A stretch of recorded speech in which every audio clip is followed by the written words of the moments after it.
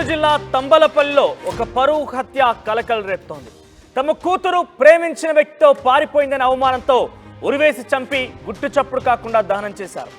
తల్లిదండ్రులే చంపేసి ఉంటారని గ్రామస్తులు అనుమానం వ్యక్తం చేస్తున్నారు. అయితే మండలం బండ్రేవులో ఘటన చోటు చేసుకుంది. వరుసకు అన్న అయిన వ్యక్తిని ప్రేమించింది ఆ బాలిక. అయితే అతడితో కలిసి వెళ్లిపోయింది కూడా. అయితే బాలిక మిస్సింగ్ పై గత నెల 22న పోలీసులకు ఫిర్యాదు చేశారు. బాలికను పట్టుకున్నారు, తల్లిదండ్రులకు అప్పగించారు పోలీసులు. అయితే ఈ నేపథ్యంలోనే మొన్న రాత్రి అడవిలో చెట్టుకు వేలాడుతూ కనిపించింది ఆ బాలిక మృతదేహం. ఎవరికి తెలియకుండా దహనం చేశారు తల్లిదండ్రులు కూడా. అయితే ఇష్టం లేని ప్రేమ పెళ్లి చేసుకుందనే కారణంగానే తల్లిదండ్రులే చంపేసి ఉంటారని అనుమానం వ్యక్తం చేస్తున్నారు. ముఖ్యంగా తను ప్రేమించిన ఆ యువకుడు ఆ అమ్మాయికి వరుసకి అన్నయ్యగా అవుతాడట.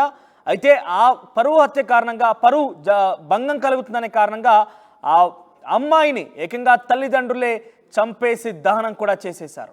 సో దీనికి సంబంధించి మనం చూస్తున్నాం ఆర్టీవీ స్క్రీన్ పైన ఆ అమ్మాయిని ఏకంగా తల్లిదండ్రులే పరువు కోసం హత్య చేసి అడవిలో చెట్టుకు ఉరితీసి ఆ తర్వాత దహనం కూడా చేసేశారు. దీనికి సంబంధించి మా ప్రతినిధి లోకేష్ అందుబాటులో ఉన్నారు. ఎస్ లోకేష్, అసలు ఏం జరిగింది?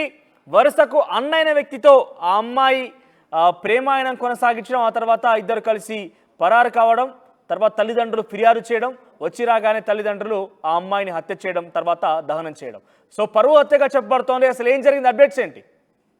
ఎస్, ఏదైతే మీరు అన్నట్టు ఉమ్మడి చిత్తూరు జిల్లా ప్రస్తుత అన్నమయ్య జిల్లా అయినటువంటి తంబలపల్లి నియోజకవర్గానికి సంబంధించి పెద్దమండం మండలంలో ఈ పరువు హత్యగా, అంటే ఇంకా అనుమానాస్పదం కోరంగానే ఇంకా మనం కూడా నిర్ణయించలేము అది హత్య లేక ఆ యువతి ఆత్మహత్య చేసుకున్న తర్వాత అనుమానాస్పద స్థితిలో భయాందోళనకు గురై తల్లిదండ్రులు ఆ మృతదేహాన్ని తగలబెట్టారా అనేది. అయితే ప్రస్తుతం అయితే మాత్రం పోలీసులు ఆ కేసు నమోదు చేసి పూర్తిగా ఇంకా దర్యాప్తు చేపడుతున్నారు. ఏదైతే శ్వేత కేవలం 17 సంవత్సరాలు మైనర్ బాలిక తనకి వరుసకి అన్నైనటువంటి విష్ణువర్ధన్ అనేటువంటి వ్యక్తికి ప్రేమలో పడింది. ఈ నేపథ్యంలోనే తాను గత నెల 22వ తేదీ నుంచి కూడా ఇంట్లో నుంచి మిస్ అయినట్లు తల్లిదండ్రులు గుర్తించారు. అయితే 22నే పోలీసులకు ఫిర్యాదు చేశారు తన ప్రేమాయణం గురించి ఏమీ తెలియనటువంటి శ్వేత తల్లిదండ్రులు. అయితే మొన్న 3 రోజుల కిందట శ్వేతను పోలీసులు తిరిగి తీసుకొని వచ్చి తల్లిదండ్రులకు అప్పగించడం, నిన్న తిరిగి బండ్రేవు అనేటువంటి అటవీ ప్రాంతంలో తమ ఊరికి దగ్గరలో ఉండేటువంటి పెద్ద మాండ్యం మండలంలో ఉన్నటువంటి బండ్రేవు అటవీ ప్రాంతంలో తమ పొలంలోనే చెట్టుకి వేలాడుతూ కూడా శ్వేత మృతదేహం కనిపించినటువంటి పరిస్థితి. వెంటనే మృతదేహాన్ని చూసినటువంటి గ్రామస్తులు ఇటు విఆర్ఓకి సమాచారం ఇస్తే విఆర్ఓ పోలీసులకు సమాచారం ఇవ్వడం జరిగింది. పోలీసులు వచ్చేలోపే తల్లిదండ్రులు కావచ్చు, బంధువర్గం కొద్దిగా భయాందోళనకు గురయ్యి శ్వేత మృతదేహాన్ని అదే పొలంలో కొద్దిగా పెట్రోల్ పోసి కూడా మృతదేహాన్ని పూర్తిగా కూడా దగ్ధం చేసినటువంటి ఘటన అయితే పోలీసులకు సమాచారం ఇచ్చాం, మేము వచ్చే లోపలే ఏ విధంగా మృతదేహాన్ని మీరు ఖననం చేస్తారు అని చెప్పి కూడా పోలీసులు ఒక ఇంత అనుమానం వ్యక్తం చేయడం, గ్రామస్తులు సైతం తల్లిదండ్రుల పైన అనుమానం వ్యక్తం చేయడంతో సుమోటోగా కేసు నమోదు చేశారు పెద్దమాండకు సంబంధించినటువంటి పోలీసులు. తల్లిదండ్రులు ఇచ్చినటువంటి కంప్లైంట్ ఆధారంగా శ్వేత మిస్సింగ్ అవడం నిజం. శ్వేత ఒక వ్యక్తితో, అంటే విష్ణువర్ధన్ అనేటువంటి వరుసగా అన్న కావాల్సినటువంటి వ్యక్తితో ఉండడం, పోలీసులు అతని వద్ద నుంచి శ్వేతని హ్యాండ్ ఓవర్ చేసుకుని తిరిగి తల్లిదండ్రులకు అప్పగించిన తర్వాత తల్లిదండ్రులకి శ్వేతకి మధ్య జరిగినటువంటి గొడవల కారణంగానే శ్వేత తానే ఉరివేసుకునిందా లేదా తల్లిదండ్రులే చెట్టుకి శ్వేతని ఉరివేసి దాన్ని ఆత్మహత్యగా చిత్రీకరించారా? ఒకవేళ ఇన్ కేసు ఆత్మహత్యగా చిత్రీకరించి తెలిస్తే పోలీసులు వచ్చే వరకు ఎందుకు వాళ్ళు వెయిట్ చేయకుండానే మృతదేహాన్ని ఖననం చేయాల్సి వచ్చింది? ఇలా అనేక అనుమానిత కోణాల్లో అయితే మాత్రం తల్లిదండ్రులతో పాటు శ్వేతని మందలించినటువంటి వ్యక్తులపైన కావచ్చు, తమ బంధువర్గాలపైన ప్రస్తుతం పోలీసులు కేసు నమోదు చేశారు. ఆ దిశగా దర్యాప్తు కూడా చేపడుతున్నారు.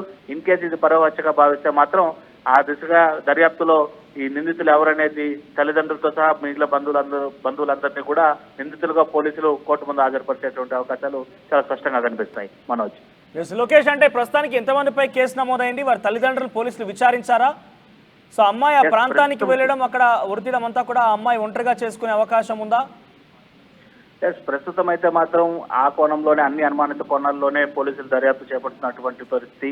వరుసకి అన్న కావాల్సినటువంటి వ్యక్తితో పారిపోవడం అనేది నిజంగానే అక్కడ పరువుకి భంగం కలిగించేటువంటి చర్యగా తల్లిదండ్రులు కావచ్చు, బంధువర్గం కావచ్చు, ఇతరత్రా సామాజికంగా అందరూ కూడా ఆలోచించేటువంటి విషయమే. ఈ నేపథ్యంలోనే తల్లిదండ్రులే శ్వేతని హతమార్చి ఉంటారు అనేటువంటి బలమైనటువంటి అనుమానిత కోణంలోనే పోలీసులు కూడా ఇచ్చినటువంటి ఫిర్యాదు, గ్రామస్తుల అనుమానం మేరకే ఈ కేసును కూడా నమోదు చేశారు. తల్లిదండ్రులతో పాటు ఉన్నటువంటి సమీప బంధువులపైన కూడా అనుమానిత కింద కేసులు నమోదు చేశారు. వాళ్ళందరినీ కూడా ఇంకా దర్యాప్తు చేపడుతున్నారు.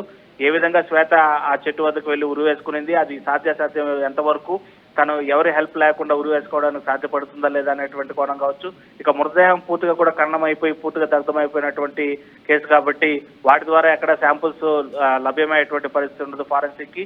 కేవలం ఆత్మహత్యకి అంటే ఆత్మహత్య తెలియకుండా చెట్టుకి ఏదైతే ఉరి వేసుకున్నారో అక్కడ ఉండేటువంటి శాంపుల్స్ ను కలెక్ట్ చేసి ఫారెన్సిక్ డిపార్ట్మెంట్ కి పంపించడం, అక్కడ ఇతరత్ర అంటే తల్లిదండ్రులు కావచ్చు, బంధువులకు సంబంధించినటువంటి ఇతర వస్తువులు కావచ్చు, లేదా వాళ్ళకి సంబంధించినటువంటి ఎలాంటివైనా కూడా అక్కడ అమ్మాయి పారిపోయిన తర్వాత పోలీసులు తీసుకొచ్చి తల్లిదండ్రులకు అప్పచెప్పిన నేపథ్యంలో ఎన్ని రోజులు కావస్తుంది, తల్లిదండ్రులకు అప్పచెప్పి ఎన్ని రోజులు కావస్తుంది, ఆ యువకుడిని అదుపులోకి తీసుకున్నారా పోలీసులు?